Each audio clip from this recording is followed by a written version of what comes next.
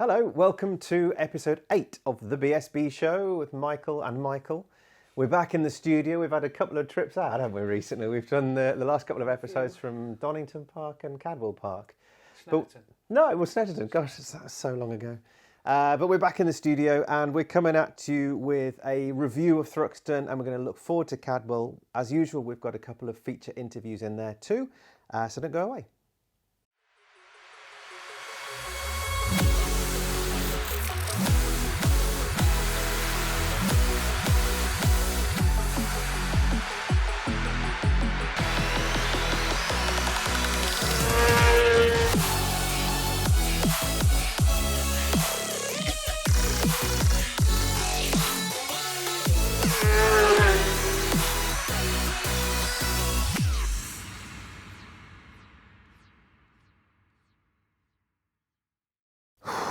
That was me catching a breath, really, after Thruxton.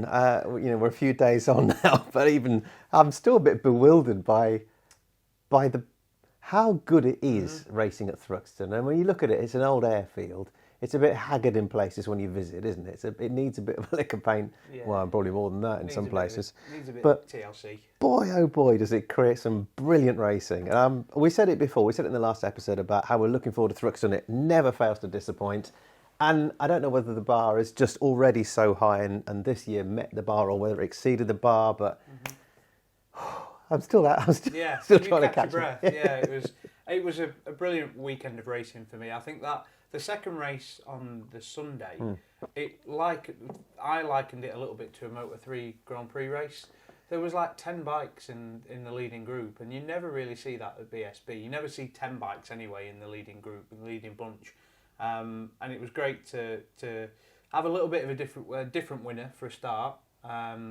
It was fair to say the Ducati domination up until Thruxton, and it's also nice to see these young guns coming through now. These little debutants that, let's be fair, not many people had probably heard of before the start of last season or start of this season. So it's nice to see those guys coming to the fore as well. There's a lot of stories that came out of Thruxton, and we can talk about the superbike racing, but I think I might like to start with the McCamm's Yamaha news that came out before Thruxton, where they pretty much said, right, we've done a lot, we've had enough, you enjoy yourself next year, we're off. Yeah, so it had been touted for the last few years, really.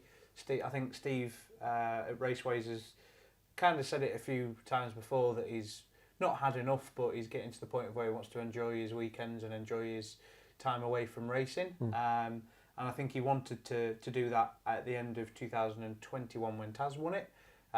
He achieved his lifetime ambition of winning the British Superbike Championship, and it was looking like Taz was off to World Superbike, so it all kind of fitted in nicely.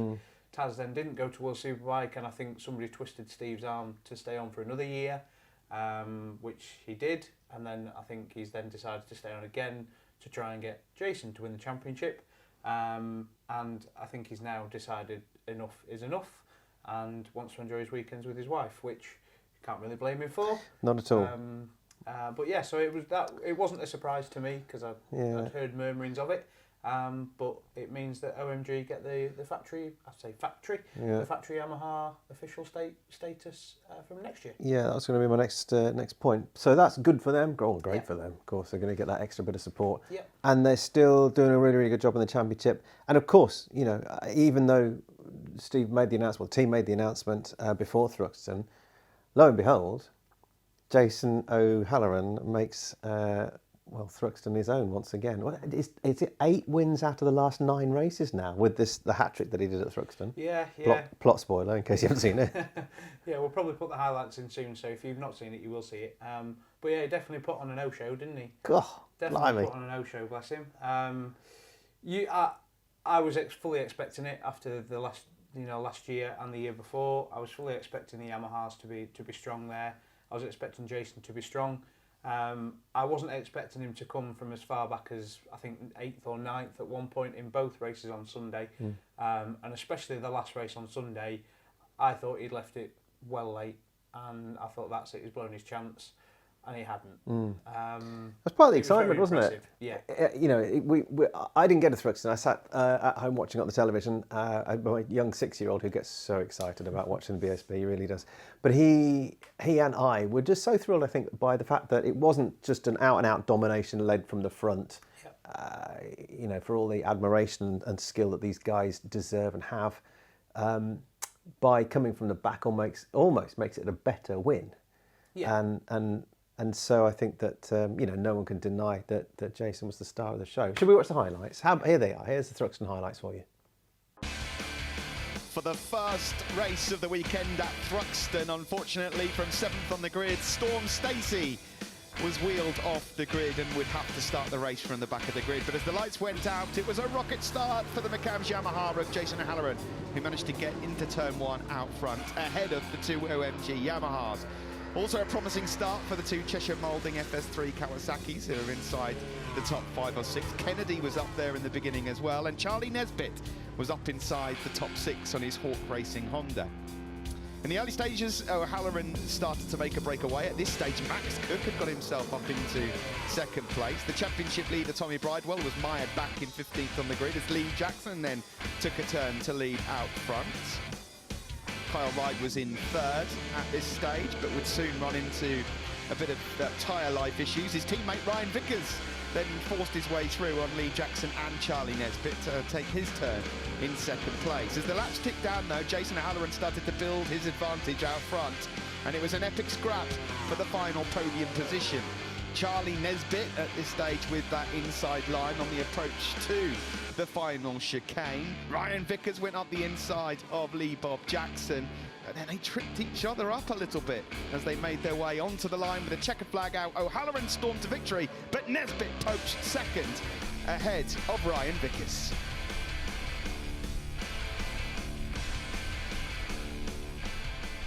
Charlie Nesbitt was on pole position for Bennetts British Superbike Race 2 at Thruxton. As the lights went out though, it was Kyle Wright that got the whole shot. They were joined pretty quickly by the Kawasaki's, the rookie Max Cook going well. Ryan Vickers challenging Kyle Wright at this moment as they were all 4 abreast around Brooklands heading into the club chicane, with Max Cook struggling to stop his Kawasaki, trying to take the lead of the Bennetts British Superbike Race 2. Jason O'Halloran was further back in 10th. The Beer Monster Ducati's nightmares continued as Cook led the race from Kyle Wright and Charlie Nesbitt. In hot pursuit of them, Ryan Vickers and Leon Haslam in the early stages.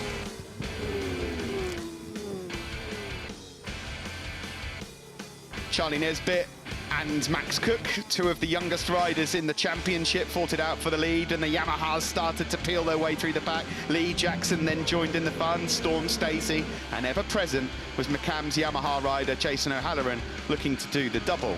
Danny Kent then got his name in the frame. He was in the top 7. It was another thriller at Thruxton. O'Halloran then started to pick them off, going through on Kent, going through on Max Cook. Kyle Wright led at this point. Charlie Nesbitt went deep, and that was another position gained for Jason O'Halloran in the closing stages as things got really messy. An unfortunate accident for Max Cook, and that was the end of his podium dreams. There was still a great race going on out front, and finally Jason O'Halloran made his move into Church Corner, an area of the circuit he's so strong at. He managed to go through to take the lead and then never looked back. Nobody could lay a glove on Jason O'Halloran at this point, and as the checkered flag was made ready, he coasted home to victory. It was 2 wins out of 2 at Thruxton, ahead of Lee Jackson and Charlie Nesbitt back on the podium again.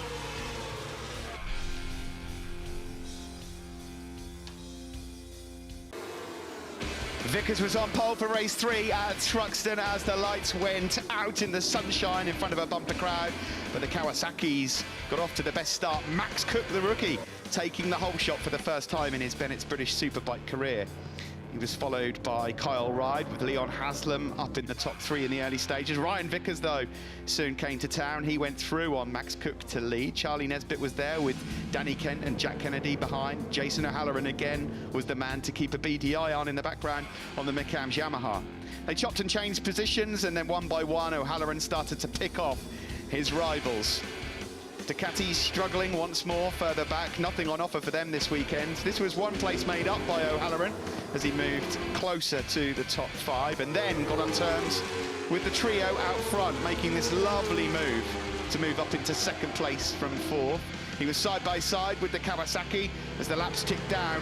The clock was ticking, but O'Halloran managed to get his way out front with no trouble at all. Ryan Vickers lost his 1st place to Lee Jackson, but here was O'Halloran slotting himself into 2nd, and he only had one more overtaking manoeuvre to make. And this was it, through on Lee Jackson with just 1 lap to go. And again, no stopping him. The Thruxton master was at it again. Big accident in the end for Danny Kent and Jack Kennedy, and luckily, somehow, both back up on their feet. But as the checkered flag was being made ready, it was the same result again. Coming through to win, Jason O'Halloran with Lee Jackson 2nd, Charlie Nesbitt in 3rd. The first treble of this season for Jason O'Halloran and McCann Yamaha. So there you go. I'm sure you're catching your breath too. It really was the O show. And who else had a bit of an oh yo? Oh yeah, well you wrote some names down there, but I think the biggest one for me was Charlie Nesbitt. His home circuit, I think everybody probably expected him to do well, not as well as he did. I was really impressed. It's nice to see as well. You know, I think I've mentioned it a few times before that I think after Knockhill, when he had 3 crashes in 3 races, and he qualified really well, but he'd knackered himself in all 3 races.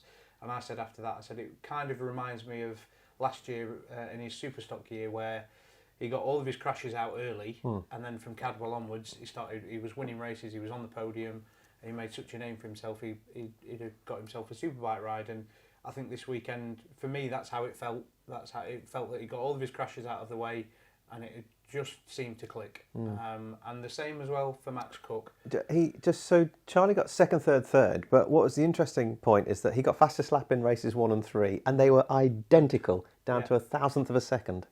Extraordinary. I think that just proves to show how much of on rails he was during the weekend. Those Hondas were doing all right, weren't they? Because Danny Kent was doing a good job as well.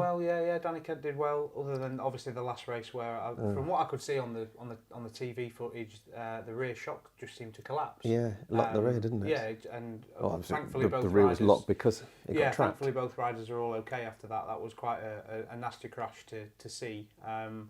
So thankfully they're all okay. But yeah, Danny did well as well. We'll come back to those who were oh yo instead of oh no. But I just wanted to make a point about the fact that with Charlie Nesbitt on a Honda and doing a blooming good job, and Danny Kent doing a very good job as well. I'm looking down here at the likes of Tom Neve and okay, I shouldn't tarnish Franco Bourne with the same brush, but because he's still learning his trade at this level. But the factory Honda team, when they look at the other Hondas on the grid, they must be chewing their lips a little bit with what's going on. It must be a little bit demoralising. I don't really know what to say. I don't really want to say what I think, but it's really frustrating because I really like Tom Heath as a person. He's a really nice kid. He's a really nice bloke to talk to. I just wish that he would make a bit more of a step, and I think that's what the team feel as well. And I don't think it's not for lack of trying. It really isn't. I think he's putting everything into it, and it just doesn't seem to be coming. And it's a real shame. And we can put it down to a lot of different things that we don't know the answer to. We could speculate. Confidence is a clear one. You know, maybe he is fearing the worst at the end of the year. We digress too much away from those who did star at Thruxton. Yeah, Charlie Nesbitt, well done you. Ryan Vickers, Max Cook. Yeah. Again, young guns, aren't they? These 3 guys who they're the sort of leading lights of the future, the next generation of BSB's talent. Yeah, definitely. I think I'm now expecting Ryan Vickers in the Parc Fermé every weekend. I think his dad, after the sprint race on Saturday, his dad was in there and his dad was a bit hyperventilating and looked at me and smiled, and I just said, I don't know what you're hyperventilating for. You should be used to this now, because he is starting to pull trees up now. He's really starting to make make a name for himself, and he's. I wish I'd worked it out before we started recording this. But if we'd taken the first, where was Vic? If we took the first 2 rounds out, I wonder what the championship would look like. He'd be very close. He'd be up there. I mean, at the minute he's 88 points behind Tommy Bridewell, who's leading the way. So he's not far off. It really isn't far off. I mean, you look at Jason this weekend. I can't remember exactly how many points behind he was, but he's now only 50.5 behind Tommy Bridewell after 3 race wins and Bridewell only scoring 5 points. Was that 54 points? I think he earned, didn't he? Yeah. So, but I mean, and then Tommy only got 5. Yeah. So he's clawed a lot of points back there, and he's thrown himself right in the mix for to be a title challenger. Yeah. But like you mentioned, Max Cook as well. Unbelievably good from Max. He's such a nice kid, and he deserves it. Again, his home circuit. He does live in Ashby now, Ashby de la Zouch, like everybody in the BSB paddock, if you ask me. But it's either that or Louth. Yeah, either that or Louth, one of the others. But for me, Max was probably the standout performer. Complete rookie season, never ridden a superbike before, never ridden 1,000 before until this year, whereas Charlie Nesbitt had. And to go to such a balls-out circuit where you really need confidence in your grip. Yeah, and as well, if you look at it, he was actually using the KRT swing arm, not the Suter swing arm that his teammate was running. So, goes to prove that there is no problem with that swing arm. It just works differently for different riders. And different circuits. And different circuits, of course, but again, just mention him, Lee Jackson, another one that's had a good weekend. Absolutely, yeah. So Lee did 5th, second. Yeah. Terrific. And Max was 4th in the first and third races, and of course had the little off at the chicane, didn't he, in the second race? Well, when battling at the front. Yes, when battling at the front. And of course he led the races as well. He led a couple of races, I think, especially both on Sunday. I think he led both of those at some points. But he seemed very disappointed with his weekend afterwards. And a lot of people, especially James Whittam in Parc Ferme, went up to him, sort of grabbed him by the scruff of the neck and said, "Don't be disappointed. Your time is going to come," and I think he's proving that, especially after this weekend. He's not one of those now that he's just there to make the numbers up. He's there to win races. Exactly. We talk about confidence with Tom Neve, especially just before, but for those kids going into Cadwell Park next, they're going to be riding on the crest of a wave or riding over the mountain, but they're going to go in there with some kind of 100%, yeah, and especially people like Charlie Nesbitt and Lee Jackson and Max. Yeah. A few of them, I believe. Don't quote me on this, but I believe the Cheshire Mouldings FS3 team were at Cadwell yesterday. We're recording this on the Tuesday, 15th of August, so they were there on the Monday of the 14th. So I believe that the phrase that you like, span some laps. I believe they did a good day's testing there yesterday. So I can imagine that they've got a lot of data now under their belts. As well as FHO, we both know that they've tested there. Local team. I know that Honda have tested there quite a lot. So a lot of the teams have been there and tested. And even if they haven't tested, they've been there on the practice bikes. So. Cool. Well, we'll get to Cadwell in just a second then. But anything else to mention? We didn't go with we went with the O show, the O yo. We haven't gone with the O nose. Ducati been the prime example here. Yeah, so three of them. Yeah, I think. Well, that said, I wouldn't say Christian had a bad weekend. Christian was probably one of the better. Was the better Ducati out of the three of them.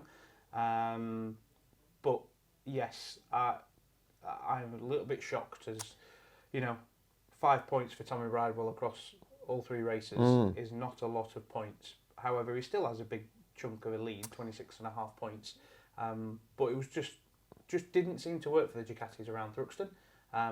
I think it's just the way that the V4 works around that circuit, and the amount of power it's trying to lay down. They just struggled to get it working all weekend. Because of course the Yamahas and the Kawasaki's clearly work very well around Thruxton, but Ducati just and BMW didn't seem to be doing so much. Yeah, I mean, the biggest no for me was Brooksy, was Josh Brooks. 1 point. 1 point, and. I think he's a little bit surprised at that. Thruxton is a circuit he loves, and everybody knows that. But the last 2 years or last 3 seasons, it's probably been his worst circuit in terms of results. And you can put that down to the tyres. not in a bad way, but this weekend everybody was forced to use the SCD, not even the SC0. It was a completely different tyre for this weekend, so everybody was forced to use that. And Josh, from what I could gather, just couldn't get any grip, not any grip at all.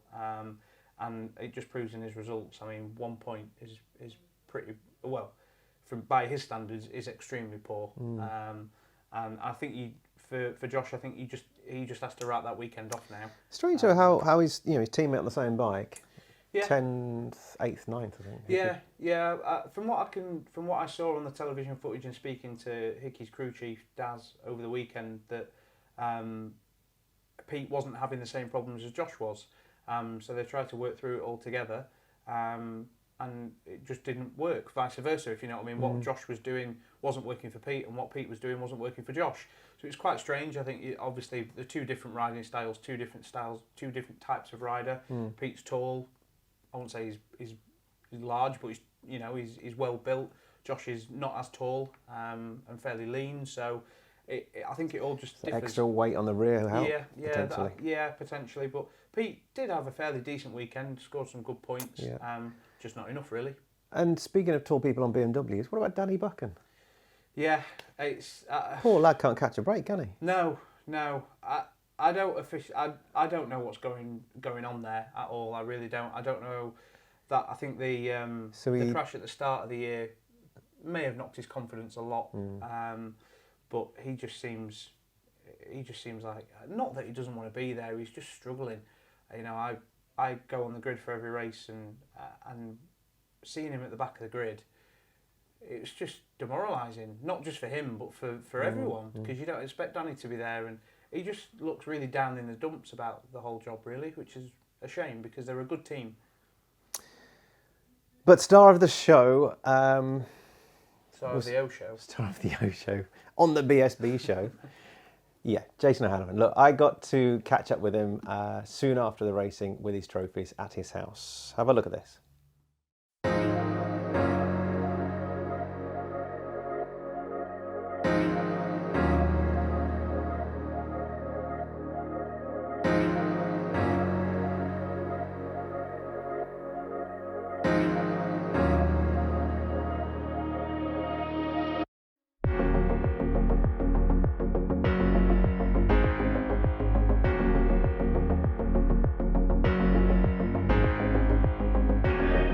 The O Show, welcome to the BSB Show. Thank you for your time. Hey, look, congratulations on your Thruxton successes. We're a few days afterwards now. Are you still on cloud nine? Yeah, a little bit. Triple wins don't come around very often. The last one I had was 2021. Incredible weekend for us from start to finish, really. Topped FP1, FP2, FP3. I got to the last chicane that rained and I would have been top. And then qualified on pole, won all 3 races, top warm up, so almost perfect weekend. Incredible. Takes a few days to come down after those sorts of weekends. It's the weekend is so busy for us now that you don't really get to enjoy it over the course of the weekend, so you need to reflect after it and soak it all in the next few days, really. How do you celebrate? Do you celebrate? Not really. After Thruxton, I didn't, purely because we got 1 weekend off before Cadwell. If we had a couple more weekends off, probably went and had a beer somewhere and a bit of food and stuff and enjoy it. But to be fair, after the weekends, like I say, you're so flat out that it's just nice to get home. Just get home, keep your feet up, chill out with the dog, and Rach and. Just take it easy for a few days really. And polish your trophies. Yeah, and polish the trophies. We've got, like I say, it's not a bad thing, we've got a few now, but I might need to get a storage unit soon, they keep coming. So if we could make them a bit smaller or get some medals involved, that'd be quite handy. But 8 wins from 9 at Thruxton. I mean, that is an extraordinary record. What's the secret? Thruxton is such a unique place, it's a track that I've got on really well with for a long time. It's different to anywhere else that we race. It's more of a. Last month I watched a lot of Tour de France, a lot of cycling, and it sort of reminds me a bit of cycling races. And you've got to be patient, you've got to stay in the group. You can't go too early. You've really got to have a strategy involved for the race. It's not just about how fast you can go, and it's difficult to map that out because you don't know what everyone else is going to do. So it's really, really difficult to get a perfect plan.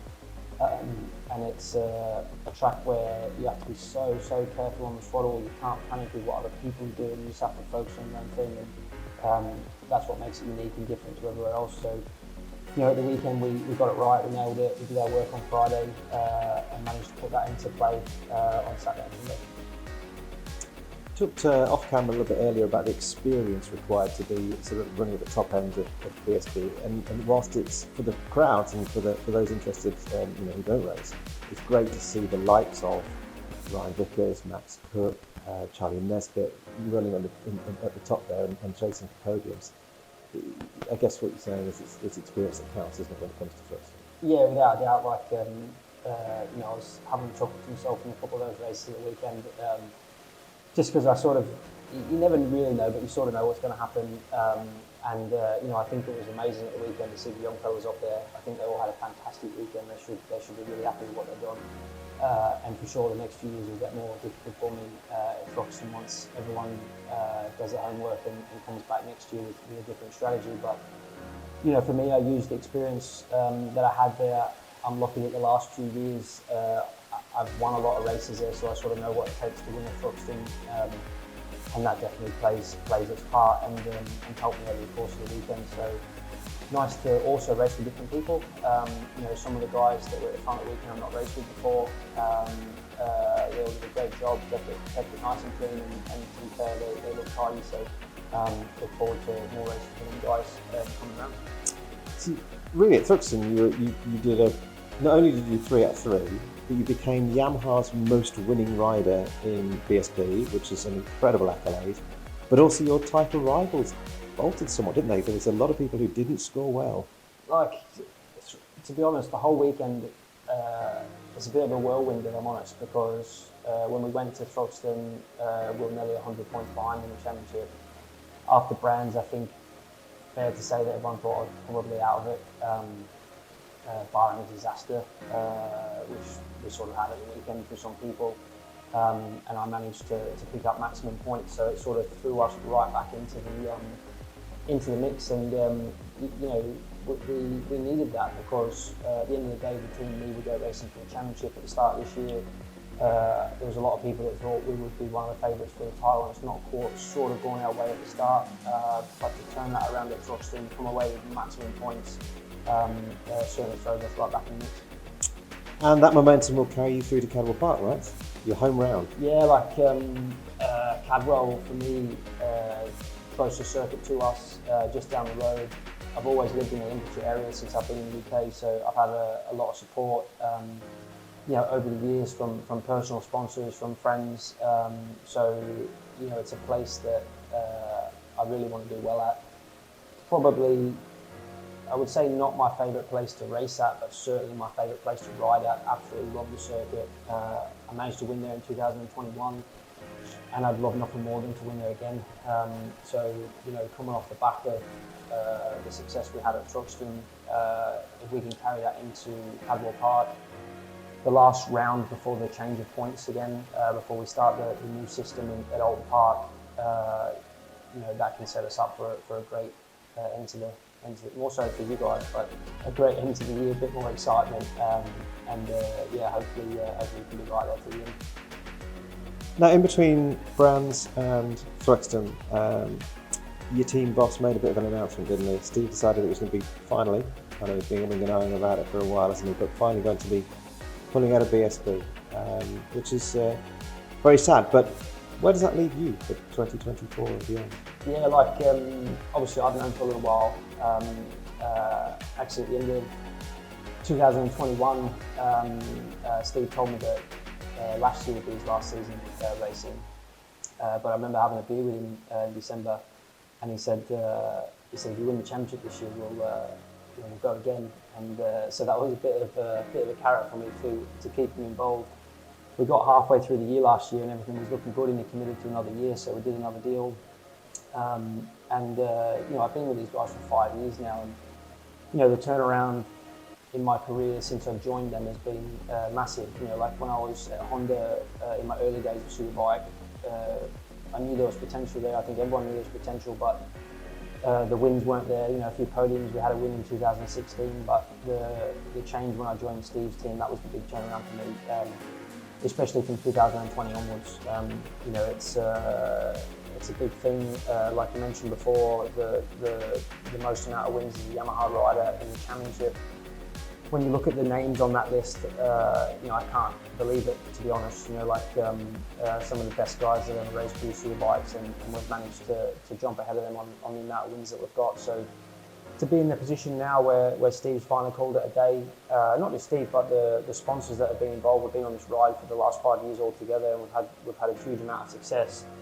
It puts me in a position now where next year I'll definitely be on something new. You know, whether it's a new manufacturer, a new bike, or a new team, probably all three. It's nervous, exciting. You know, in one way, wish the team was still continuing because I love being a part of it. On the other hand, all good things come to an end. You have to move on. So, you know, always. Steve, Wendy, the whole team will always have a special place for me because of what we've achieved and what they've done for me, not only in racing, but my personal life has changed quite a lot since being involved with them. So it's a sad day, but hopefully this year we can end it on a real high. Jason, thanks for your time. Good luck at Cadwell. Cheers, guys. Thank you. Good, what a lovely, lovely man as well. So he's fast and he's nice. And he's a good host, makes good tea. Good, fine. Bertie, we've not done this before on a previous episode, but do you fancy a bit of a support class roundup? Why not? Mainly because I just want. Well, I want to start with the Superstock 1000 class, yeah. And I want to say congratulations to Billy McConnell, not only for winning one of the races, but having a baby the following day as well. So congratulations to you. But yeah, so Superstock, the times are close to the Superbikes, aren't they? Really? Yeah, I think as well because the Superstock class. We're running the same tyre as the Superbikes, so they ran all the. I was expecting the times to be very close, which they were, and good racing. I was expecting Billy to be up there. He's always up there around Thruxton, but it's just a Honda show in Superstock 1000 at the minute. Everybody's near enough on a Honda. Unfortunately, Alex Olsen had a bit of an off in qualifying. I think on Saturday, busted his arm or busted his collarbone. He was walking around with it in a sling. So he was out of action across the weekend, which obviously made it sort of a three-way battle at the front really between Billy, Richard Kerr and Daniel Linfoot. Yeah. And he won the second race, didn't he? He did win the second race, yeah. He did very well actually to win that second race because the rain came in on the last lap virtually. You saw him put his hand up, and I don't know why he put his hand up because it was not going to get stopped because Stuart Higgs had not been up to any of them on the grid. I don't think anyone was expecting rain anyway. So it's nice to see Dan back up there. He's got a smile on his face now, which is good to see. The last couple of years, he won't mind me saying that he's been a right miserable sod, to be honest. Really difficult to talk to. But this year, smiling, happy, winning races again. And it's nice to see him up at the sharp end. Looks like Samson. Now he's got hair. He's winning races. races. Yeah, now he's got hair. Yeah, he's got a lot of hair now. Yeah, a lot of hair. Good. What about Super Sport? Super Sport. Ben Curry did the double. Really nice to see. First time a Ducati has won in Super Sport, or British Super Sport anyway, since 2006. And if anybody wants to put the race winner in the comments below, please do. 2006. I think many people might not get it. But yeah, it was nice to see. And I think if anything, I asked Larry Carter this question and he couldn't give me an answer. But I think it's the first time an Australian has won all three Superbike races and both Supersport races. So Australia did very well at Thruxton in Superbike and Supersport. But that was good to see. And it's nice to see a bit of a mix up the front. Obviously, you've got the Ducati up there now. You've got Luke Stapleford on what is virtually an eBay special profile Kawasaki. And again, another eBay special really with the Suzukis. So it's nice to see something a bit different up there. And it's providing some really, really good racing. Good stuff. And what else do you want to talk about? Superstock, Junior Superstock, what about that? Yeah, Junior Superstock, that provided some real good racing again. It always does. It'll be a real shame to see that class go at the end of the year, and when that moves into a twins class. I am looking forward to seeing the twins class, but I think everybody's used to seeing Superstock 600, or Junior Superstock is what it is officially called. But yeah, it was a real good weekend of racing, and somebody did really, really well, and that's someone that I think we've got a little feature with next, haven't we? Carl Harris Jr. So, his dad, as we know, is Carl Harris, and he was rather good over the mountain at Cadwell Park, and we'll move on to Cadwell Park soon. But we did manage to get young Grace Rouse to go and talk to Carl Harris Jr., who races in Junior Superstock for Steve Brogan's team. Is that right? Yeah, that's right. Yeah. And here's the interview. I'm Carl Harris. I ride Junior Superstock 600, and I ride for Steve Brogan Racing.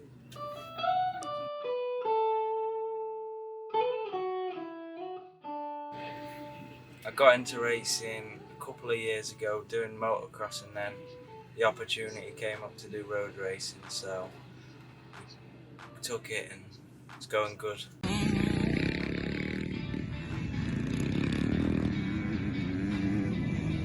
I started off motocross in 2020, just around COVID time, and we started doing club meetings and I started to get better and better, so we entered British Championship.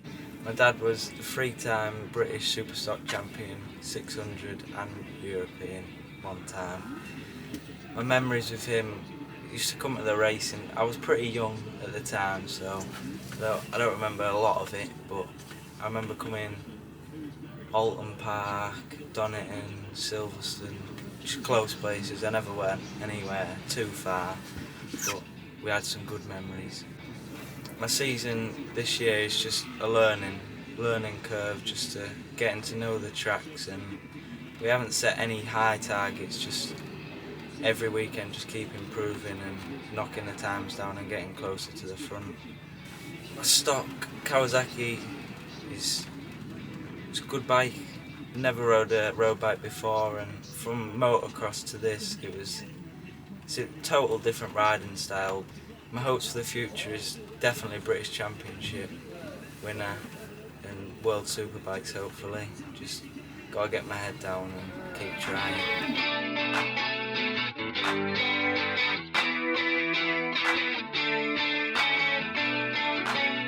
In a nutshell, should I just say, introduce myself? Yeah. Oh. Hi, I'm Steve Brogan, owner and manager of the SBR Racing Kawasaki team. This year we've got Carl Harris riding for us in the National Pirelli Junior Superstock Championship. The objective was for Carl to learn all the circuits this year, learn as much of the trade as he possibly can, with a view to get better results next season. Carl's already smashed the goal for this year, which was to finish in the top 15. He's already had the top 15 result at Alton Park. So yeah, we're just keeping going and trying to improve his positions every weekend. He's improving and getting faster by the session every weekend. And I think he's only going to get better, and there's good things to come of him for the rest of the season and next. So how our team became to get set up was obviously since I finished racing myself. I can't even remember how many years ago it was. I think it's been finished over 10 years or something. I wanted to put all my knowledge and everything I'd learned over 20 years of racing to good use. Along the way across a number of years, I've coached various different racers. Chris Rouse being my sort of best protege, let's say. For this year, Carl Harris being the new protege that we've got on the team, being brand new to road bikes. So, and also as I used to race against Carl's dad, it was a big thing for me wanting to give Carl an opportunity to introduce him to road bikes and see how he adapts from motocross onto the road bikes. So how it came about for me to run Carl and our team this season, a bit of a strange one really. I was at a good friend of mine's funeral, Chrissy Rouse, and in the evening I got chatting to Carl Harris's uncle Ryan over some beers with all Chrissy's friends. Maybe it was a bit of luck or something. Somebody up there was making it happen for him. But anyway, there was another friend of Carl's there that was telling me how much of a nice young lad he is and stuff. So on my drive home the next day, I said to my wife that I'd really like to give him an opportunity And so then we made a few phone calls to start get the ball rolling and see if he'd be interested, and here we are halfway through the season and he's absolutely loving it. So it's been a pleasure to have him in the team for half of the season and slowly learning his trade.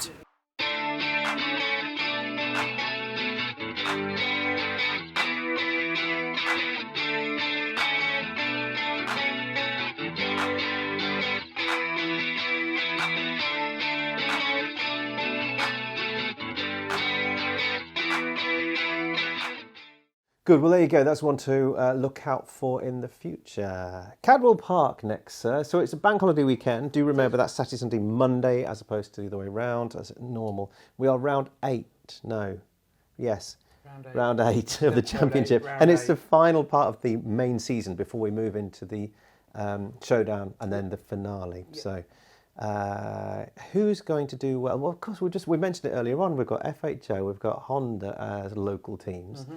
Lee Jackson and Hickey, and they all live so close, don't they? It is a home round for so many people. Yeah. We talked about home rounds earlier on with the likes of Nesbitt and Cook. Do you think it really gives them that extra impetus? Yeah, I think it does. You saw a few years ago with Lee Jackson when he was on the Smith's BMW, probably 2016, Come 17, on, Stato. Something like that. Don't let us down. 17, I think, 17. Yeah, it was 17. Because I have good memories of that year. And he went out, was nowhere all year long, and then at Cadwell Park went and put it on the podium, and I think he got the lap record that year as well. For me, it's always a home round advantage. Lee's done loads of laps around there, whether if it's racing, track days, whatever. Lee does, he knows that like the back of his hand. It's a bit like Leon Haslam going to Donington Park. He knows it like the back of his hand. Same as Hickey. Hickey knows it like the back of his hand. So it does. I think it gives them an extra impetus. Sure. They've got a lot of locals, family, friends, everything. They all come out of the woodwork asking for tickets, that kind of job. But I can't see Lee having a bad weekend. Okay. And I can't see Pete having a bad weekend either, really. We've got highlights from last year. So let's just familiarise ourselves with what happened in 2022 at Cadwell Park. Brad Ray was on pole position for the first race at Cadwell Park, the Bennetts British Superbikes eBay sprint race, with Rory Skinner alongside him as they shot up towards Coppice Corner. Danny Buchan, looking for his first podium of the year, managed to get up to third, but was immediately challenged by Jason O'Halloran into Park Corner. Further back, Tom Sykes off to a good start, challenging Tommy Bridewell, with Peter Hickman in contention as well. Heading around Chris Curve for the first time as Skinner looked to try and draw in Brad Ray. O'Halloran had closed. Tommy Bridewell was trying to find a way past Tom Sykes and just about managed to get the job done into Park Corner.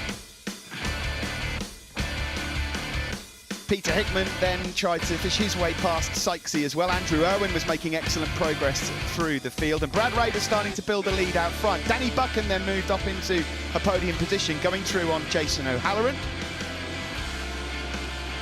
Tommy Bridewell then latched on to the top 5, but was unable to make any progress from there. And as the laps ticked by, there was a mass scrap for 7th place overall. At this moment being led by Leon Haslam, but Andrew Irwin went through on Tom Sykes. Christian Idden was there and present, as well as Glenn Irwin and Taz McKenzie. Irwin then managed to get himself up into 7th and past Leon Haslam, but there was drama further back as Christian Idden made a late lunge down into Mansfield, wiping out Tom Sykes.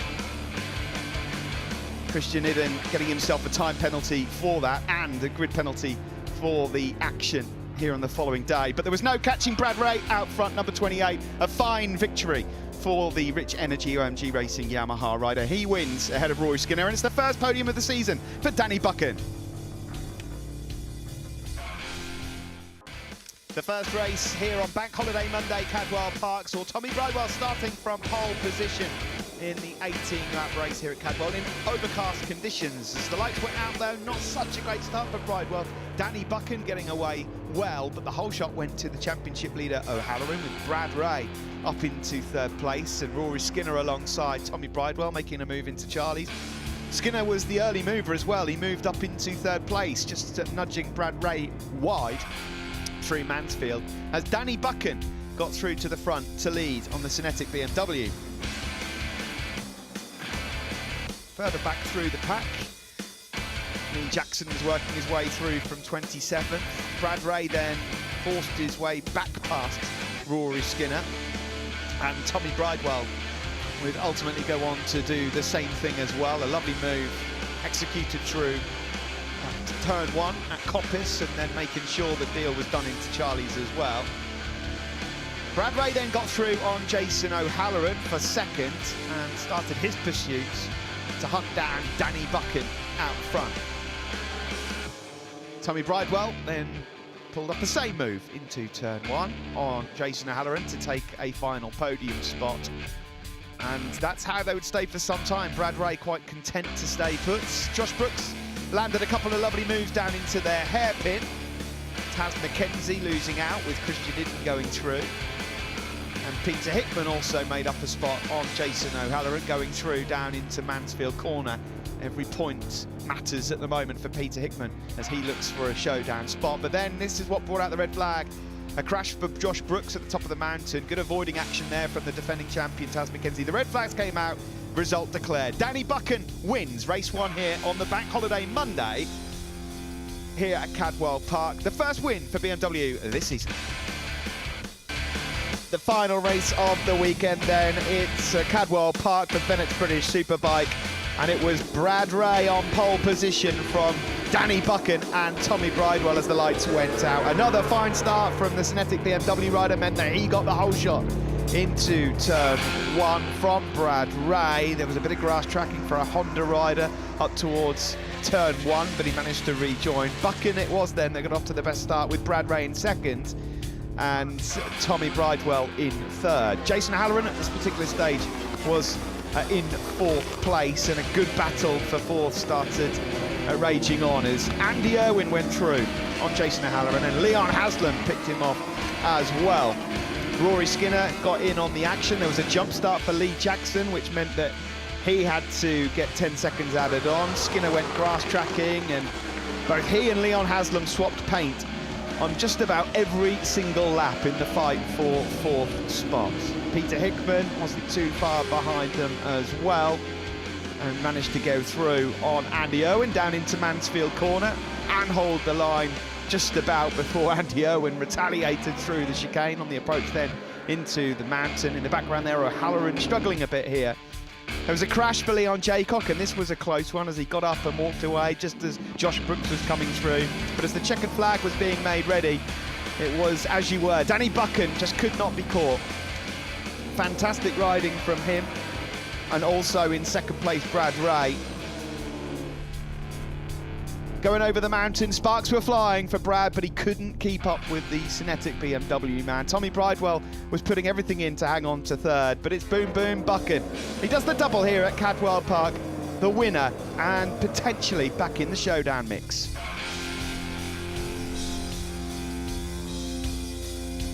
So I'm sure Danny Buchan will be looking for much of the same as last year in that case. But he, of course, is among many who are desperate for points, and because we're getting into that time of season where people are going to start to look at where they might race next year, and of course there's going to be McCams or Raceway, sorry, are not going to be around, so is that room for another crew? Yeah, or, you know? people are racing for contracts and jobs. Danny Buchan's definitely one that's racing for a contract and a job, and I don't know if I should say this, but I believe he's going to have a new teammate in that garage, possibly from this round going forward. Right. We will wait and see whether if that's true or not. I'm going to look like an idiot if that's not true. Well, it might well have been announced by the time we edit this and get it out. It will have been announced by this time this goes out. Does that person appear in the championship listings already? Potentially. I'm not saying anything more than that. Gotcha. But yeah, so I think Danny's racing for definitely racing for a contract next year. Goes well around there, as you've just seen. There's lots of people that go well around Cadwell Park though. Peter Hickman, as we mentioned, Lee Jackson, as we mentioned, Tommy Bridewell, Glenn Irwin. You know, that circuit, Cadwell suits it suits the Yamaha, as we saw last year. Bradley Ray has, really stormed it, especially in qualifying. That lap in qualifying was unbelievable. BMWs as well, it suits them quite nicely. You saw in 2021, 22? No, 21, where Pete Pete did 2 races. 2 and should have had 3. 2 and really should Yeah. have had 3. I think there was a mistake on his pit board when they put 0.0 when he had about 0.3 of a gap. There's lots of people around there who I believe are going to have a good weekend. Well, there's lots of people. I mean, if you're looking on the list really, that need to have a good weekend. You know, Christian Idden is one that needs to have a good weekend. Ryan Vickers needs to have a good weekend, and the person in 7th at the minute, Josh Brooks, definitely needs to have a good weekend if he's going to have any chance of getting in that title showdown towards the end of the year. And we already talked about Nesbitt and Cook having that momentum from Thruxton, and they're going to go in there with their heads held high, and all of a sudden you've got just. I would say every time it makes it such a great series because it's so unpredictable. Yeah, and that, I think that's the best part of it. You know what I mean? We're sitting here saying 10 or 12 different names. It might not even be those 10 or 12 different names. You know, you could have somebody like I don't know, Tom Neve, local boy, his home circuit. You know, he's spanned loads of laps around there. Storm Stacey again, another one that people that is there. But we're just not mentioning his name all the time. The likes of Danny Kent and Jack Kennedy, who've led, if not been in the top 2, 3, 4 positions. You could name probably the top 16 on that list out of the championship at the minute. Good. Well, we'll look forward to the bank holiday weekend at Cadwell Park. Yep.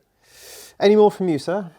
No, I think there is always a test on the Friday evening, which isn't open to the public. However, there is a bit of a loophole. If you're in the campsite, I think you can walk round and watch. So there is a bit of a loophole there. But there normally is a test on the Friday night, an open pit lane, which will kind of give us a little bit of a... we'll understand who's going to be fairly close over the weekend from that session. It's normally about 3 or 4 hours. So that'll be interesting to see who does well during that. But I'm looking forward to it. I think it'd be a good weekend. It's always good at Cadwell. I just wish they'd put a tunnel or a bridge in to get down the bottom, because that hill is a killer. An escalator. Yeah, or just something. Well, we're going to have our Bennetts stand, aren't we, with the inflatable the inflatable dome down at the bottom of the mountain, just on the outside of the circuit. And we're going to have Chris Newble here in just a second from the Bennetts events, marketing and PR side, who's going to tell you all about what the BikeSocial members can and can't do. On board at Cadwell Park, watching the fastest ever 2-wheel lap, I guess. Start and finish, super fast down start and finish. Got to be over to the right hand side. He actually didn't use as much track as what I do there. Back to 4th gear, really fast. Good place to watch actually on the left. Into Charlie's one, drive up over the top. I tend to use an extra higher gear than most people there. Back to 3rd for the next one. That was the apex on the right hand side just there. Really fast down Park Straight. You're up to about 175 mile an hour-ish. Sometimes don't use all the gears here either at Cadwell Park, just back to 5th. All the way back down to 2nd gear for Park Corner normally. Really hard on the exit, use all the track. Flick up another gear into Chris Curve. It's a little bit wide on the first entrance into there actually, which is interesting. Missed the first little apex into the gooseneck, normally holding 3rd gear all the way through there. Got to be really careful with the camber through there. Really downhill. The camera doesn't give you any sort of justice really to how steep it is down into Mansfield. Got to watch the front. Back to 1st gear, usually for the flip-flop chicane just before the bottom of the mountain. It needs really good drive out of it over the white lines you can see there. Sneak up to 2nd gear, hard on the brake, let go, run through the left, end of the curb, flick to the right hand side. Big jump up over the top, about the middle of the circuit. You don't want to be too far to the left, it's too big a jump. Over the curb on the right hand side, flicking into the left, super fast as you go through Hall Bends just here, down into the hairpin, really drops away from you. You can lose the front so easy. Got to be a bit careful. Now into Barn Corner. Missed the apex there again, but we made the second one nice and tight. Really hard on the gas, drops away, little wheelie over the bottom. Awesome, absolutely mega. One of the best circuits in the world. And as promised, Mr. Burton has been transformed into Mr. Newble, just like that. Just like that. How you doing, mate? All right? Very well, very Looking forward to getting back to BSB. You've had a couple off, haven't you, for wedding? I have, yeah, married man now. missed many a BSB, but back for Cadwell Park and what around to come back at. I've missed your preview and what you spoke about, but hopefully you've bigged up Cadwell as in the way it rightly deserves. Yes, mountain time. Now, we've mentioned the fact that you are going to be located at the bottom of the mountain on the outside of the circuit, but what... well, look, Mystic Chris, we'll have to bring brollies, sun cream or both? Let's go sun cream. Yeah. It's notoriously always very good weather. Cadwell Park. You've tainted it now. Yeah, but we're due some good weather. Come on, this is it now. I think we're going to have a late summer, and yes, as ever, we've got some fantastic stuff planned for our wonderful customers and BikeSocial members. This particular bank holiday weekend at Cadwell Park, we have the usual safety car laps, grid walks, VIP hospitality. The VIP hospitality at Cadwell Park is from the mountain sort of pit area, the view up across the mountain of the customers eating their cake, watching superbikes fly past forever stuck in They can't be more than about 5 yards away from... It's crazy. There's some wonderful VIP hospitality places and venues we get to go to across the course of the season. They all vary and are all very wonderful, but that location, I mean, must be one of the best in the world. It is absolutely incredible. You can beat your sandwiches and you've got Josh Brooks just about coming into land, haven't you, in front of you. It's spectacular. So all those experiences are predetermined. Hopefully, if you're a customer at home and you've got your VIP package arriving or your predetermined experiences, respond to us and we look forward to seeing you there. If you are just showing up across the weekend and you haven't got any experiences, come and see us on, I think you've mentioned at the bottom of the mountain. If we can fit you on any additional experiences, we will do. But we also have some infield viewing access available at Cadwell Park. So at Cadwell Park, we can't utilise our pit perch just because of the sort of logistics and how tight the actual pit lane and pit area is down at Cadwell Park. But instead, we have got access to the infield. So as you come up the mountain, on the right-hand side, there's an access area there that we have exclusive to BikeSocial members and Bennetts customers across the weekend. As you can imagine, they'll be pretty sought after, so they'll be on a first-come, first-served basis and work around the priority races and access points across the weekend. So come and see us, come have a chat, come find out what we have available at Cadwell Park and the final additional rounds, and look forward to seeing you there. I'll be the one with probably the sunburnt face because I didn't pack my sun cream. Good, thank you very much. Of course, all those opportunities and experiences are open to BikeSocial members, and you get a BikeSocial membership for free if you are a Bennetts Direct customer. If you aren't, you can still buy into the membership, which is £6 a month or £60 a year. Although, go and see Chris at Cadwell, that'll be £30 a year. I'm sure you'll do your deal. Good. All right. Any thoughts, comments, questions, queries, ponderings, jokes? Never get any jokes. Send some jokes. But if you've got anything to say, put it in the comment section below. And if there's anything or anyone you'd like to see a bit more of in this show, again, just let us know. Enjoy Cadwell and we'll see you next time.